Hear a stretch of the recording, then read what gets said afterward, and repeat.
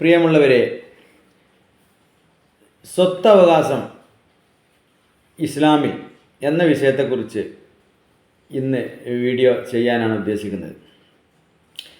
ഇസ്ലാമിലെ അനന്തരാവകാശം പല ആളുകളും പല സമയത്തും സംശയം ഉന്നയിക്കാറുണ്ട്. ഇസ്ലാമിൽ ശർഈയായ നിയമത്തിൽ സ്ത്രീകൾക്ക് സ്വത്തവകാശം തുല്യമായ അവകാശമില്ല എന്ന് പല ആളുകളും അത് ഒരു കുറവാണ്, അത് ഒരു അപാകതയാണ് ആ നിയമത്തിൻ്റെ എന്നൊക്കെ പറഞ്ഞിട്ട് പല ആളുകളും പലപ്പോഴും പറയുന്നത് നമ്മൾ കേട്ടിട്ടുണ്ട്.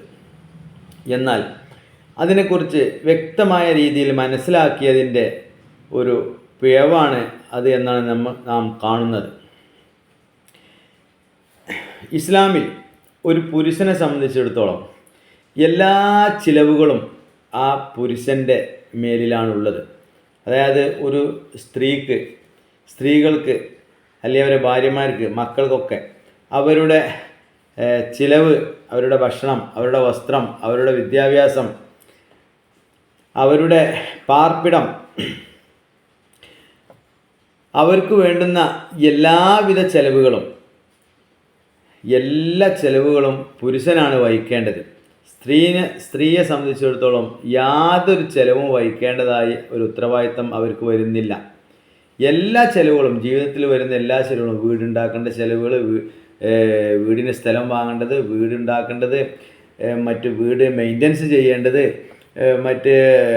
മറ്റുള്ള വീട്, ഭാര്യ മക്കളുടെയൊക്കെ പിന്നെ വസ്ത്രങ്ങൾ, അവരുടെ ചികിത്സ, അവരുടെ മറ്റ് ചിലവുകൾ, എന്തെല്ലാമാണ് അവർക്ക് ആവശ്യമായി വരുന്ന ചിലവുകൾ എങ്കിൽ എല്ലാ ചിലവുകളും മൊത്തത്തിൽ ഈ പുരുഷനാണ് വഹിക്കേണ്ടത്. സ്ത്രീക്ക് യാതൊരുവിധ ഉത്തരവാദിത്വവും ഇസ്ലാം നൽകിയിട്ടില്ല.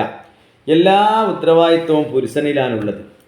സ്ത്രീക്ക് യാതൊരുവിധ സാമ്പത്തികമായ ചെലവുകളും മറ്റു ബുദ്ധിമുട്ടുകളും പ്രയാസങ്ങളും ഒന്നും സഹിക്കേണ്ടതായിട്ടും വരുന്നില്ല. അപ്പോൾ ഈ ഒരു സ്വത്ത് ഓഹരി വെക്കുമ്പോൾ, ഒരു അനന്തരാവകാശ സ്വത്ത് ഓഹരി ചെയ്യുമ്പോൾ, അവരിലുള്ള ഒരു പുരുഷനും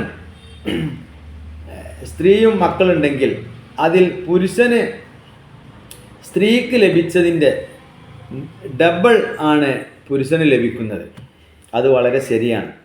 ഇപ്പോൾ അവർക്കുള്ള അനന്തരാവകാശം അത് പൈസയായിട്ട് ഓഹരി വെക്കുകയാണ്. ഉദാഹരണത്തിന് 1,00,000 രൂപയുണ്ട്. 1,00,000 രൂപയുണ്ടെങ്കിൽ ഒരാണും ഒരു പെണ്ണുമാണ് ഉള്ളത് എങ്കിൽ ഈ പെണ്ണിന് 50,000 രൂപയാണ് കിട്ടുന്നത് എങ്കിൽ ആണിന് കിട്ടുന്നത് 1,00,000 രൂപയാണ്. അപ്പോൾ പറയുമ്പോൾ ആ പെണ്ണിൻ്റെ ഡബിൾ ആണിന് കിട്ടുന്നുണ്ട്, തുല്യത ഇല്ലല്ലോ അവിടെ, അങ്ങനെയല്ല പറയാം. പക്ഷേ അങ്ങനെയല്ല, അത് മനസ്സിലാക്കുന്നിടത്താണ് അതിൻ്റെ തകരാറ് വരുന്നത്.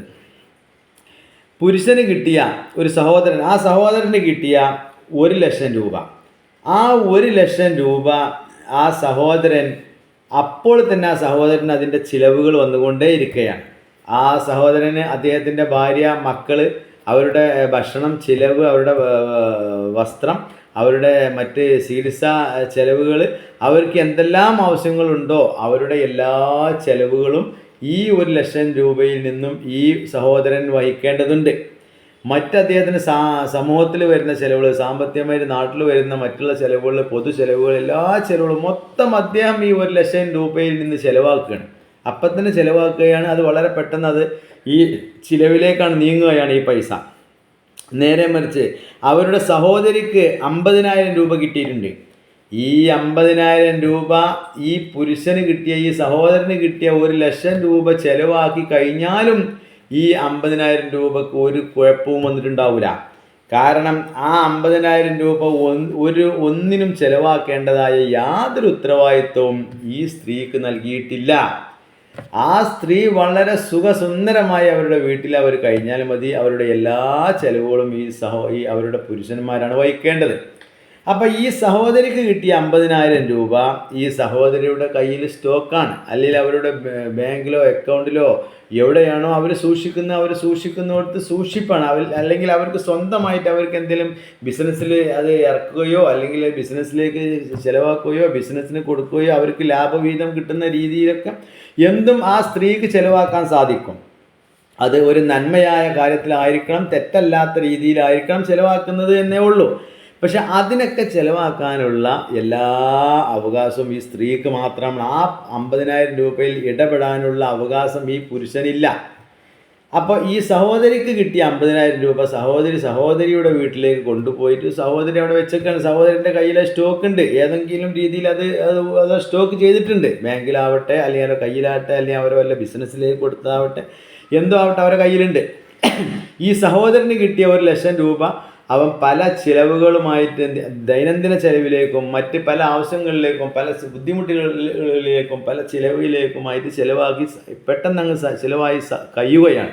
അതവിടെ സ്റ്റോക്ക് ചെയ്യാനോ അത് ഡിപ്പോസിറ്റ് ചെയ്യാനോ അത് സമ്പാദിച്ച് പാത്തു വെക്കാനോ ഉള്ള ഈ സഹോദരന് അതിന് സാധിക്കുന്നില്ല. കാരണം സഹോദരന് ചിലവായിക്കൊണ്ടേയിരിക്കുകയാണ്. പല ആവശ്യങ്ങളും, വീട്ടിലെ ഭാര്യൻ്റെ ചിലവ്, മക്കളെ ചിലവ്, ഈ വക പല ചിലവുകളിലേക്കും ചിലവാക്കിക്കൊണ്ടിരിക്കുകയാണ്.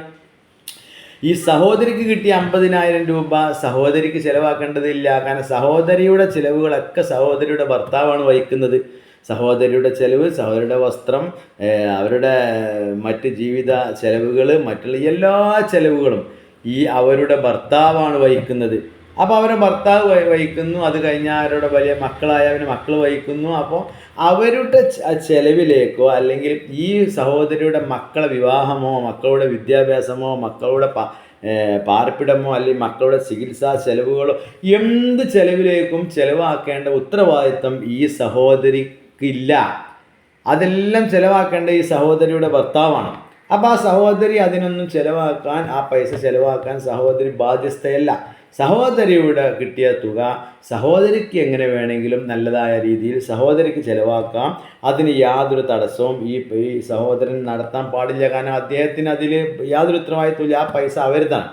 അപ്പോൾ ഈ സഹോദരിക്ക് കിട്ടിയ 50,000 രൂപ സഹോദരിക്ക് വളരെ സുരക്ഷമായി സഹോദരിയുടെ കയ്യിലുണ്ട്, അല്ലെങ്കിൽ സഹോദരിക്ക് അത് വീണ്ടും സമ്പാദിക്കാൻ സാധിക്കുന്നുണ്ട്. സഹോദരിയുടെ ഇഷ്ടപ്രകാരം നല്ലതായ രീതിയിലുള്ള ചിലവിലേക്ക്, നന്മയായ ചിലവുകളൊക്കെ സഹോദരിയുടെ ഇഷ്ടപ്രകാരം ചിലവാക്കാൻ സഹോദരിക്ക് സാധിക്കും.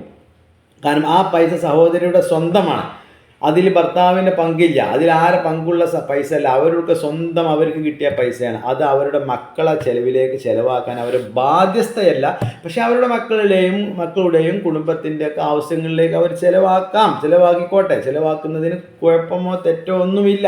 പക്ഷെ അവർ ചിലവാക്കണമെങ്കിൽ ചിലവാക്കിയാൽ മതി. അത് നിർബന്ധമായിട്ടും ചിലവാക്കേണ്ട ഉത്തരവാദിത്തം അവർക്ക് കൊടുത്തിട്ടില്ല. അത് ഉത്തരവാദിത്തമുള്ളത് ഈ ആണിനാണ്. അപ്പോൾ ഈ ആണിനെ സംബന്ധിച്ചിടത്തോളം, ഒരു പുരുഷനെ സംബന്ധിച്ചിടത്തോളം സകലമാന ചിലവുകളും അദ്ദേഹത്തിലാണുള്ളത്. അപ്പോൾ അതുകൊണ്ടാണ് അദ്ദേഹത്തിന് ഈ സ്വത്തവകാശത്തിൽ സ്ത്രീക്ക് കൊടുത്തതിൻ്റെ ഡബിൾ, സ്ത്രീക്ക് എത്രയാണോ കൊടുത്തത് അതിൻ്റെ ഡബിൾ ഈ സ്ത്രീക്ക് 50,000 രൂപ കൊടുക്കുമ്പോൾ ഈ പുരുഷന് 1,00,000 രൂപ കൊടുക്കാനുണ്ടാവുന്ന കാരണം, അതിൻ്റെ യുക്തി ഇതാണ്. അത് നമുക്ക് മനസ്സിലാക്കാവുന്നതേ ഉള്ളൂ, മനസ്സിലാവുമല്ലോ സംഗതി അങ്ങനെയാണെന്നുള്ളത്. അപ്പോൾ സ്ത്രീക്ക് കിട്ടിയ 50,000 രൂപയുടെ മൂല്യം പോലും ഈ 1,00,000 പുരുഷന് കിട്ടിയ 1,00,000 രൂപയ്ക്ക് ഇല്ല എന്ന് നമുക്ക് കാണാൻ സാധിക്കും. കാരണം ആ 1,00,000 രൂപ അപ്പം മുതലേ പല ചിലവിലേക്കാണ് ചിലവായിക്കൊണ്ടിരിക്കുകയാണ്. ഈ സഹോദരിക്ക് കിട്ടിയ 50,000 രൂപ അതേപോലെ അവിടെ ഇരിക്കണം. അവർക്ക് ഇങ്ങനെ ചിലവാക്കാൻ ഉത്തരവാദിത്തമില്ല. പിന്നെ അവർ ചിലവാക്കുന്നതൊക്കെ അവരുടെ മനസ്സിൻ്റെ നന്മയെ പോലെ ഇരിക്കും. അപ്പോൾ ഇതാണ് ഈ കാര്യത്തിൽ, ഈ സ്വത്ത് അവകാശത്തിൻ്റെ കാര്യത്തിലുള്ള യുക്തി എന്ന് നമുക്ക് മനസ്സിലാക്കാൻ സാധിക്കും. എന്നിട്ട് അതിനെ തെറ്റിദ്ധരിപ്പിച്ചിട്ടുള്ള സംസാരങ്ങൾ പല ഭാഗത്തുനിന്നും വരുന്നു എന്നല്ലാതെ അതിൽ പറയുന്നതിലൊന്നും യാതൊരു കാര്യവുമില്ല. അതിൻ്റെ വ്യക്തമായ കാര്യം നമ്മൾ ഇതുപോലെ കറക്റ്റ് യുക്തിക്ക് യോജിക്കുന്ന രീതിയിൽ നമ്മൾ മനസ്സിലാക്കുമ്പോൾ അതിനെക്കുറിച്ച് ആർക്കും മനസ്സിലാവുന്നതേ ഉള്ളൂ. അത് വളരെ ലളിതമാണ്. അപ്പോൾ വളരെ സുതാര്യമായ രീതിയിലാണ് ആ സ്വത്ത് അനന്തരാവകാശം പറഞ്ഞിട്ടുള്ളത്. ഇനി അതിൽ ഈ അനന്തരാവകാശത്തിൽ തന്നെ പെൺമക്കളില്ലെങ്കിൽ ഈ സ്വത്ത് പിന്നെ പോകുന്നത് വേറെ ആൾക്ക് പോകുന്നു, വേറെ ആർക്കും പോകുന്നില്ല, അവരുടെ സ്വന്തം സഹോദരങ്ങൾക്ക് പോകുന്നുണ്ട്. അതിനെക്കുറിച്ച് ഞാൻ അടുത്ത വീഡിയോയിൽ പറയുന്നതായിരിക്കും. ഈ വീഡിയോ നിങ്ങൾക്ക് ഇഷ്ടപ്പെട്ടാൽ ഇത് ഷെയർ ചെയ്യുക, പ്രോത്സാഹിപ്പിക്കുക. നിങ്ങൾക്കുള്ള എല്ലാവർക്കും നന്ദി, നമസ്കാരം.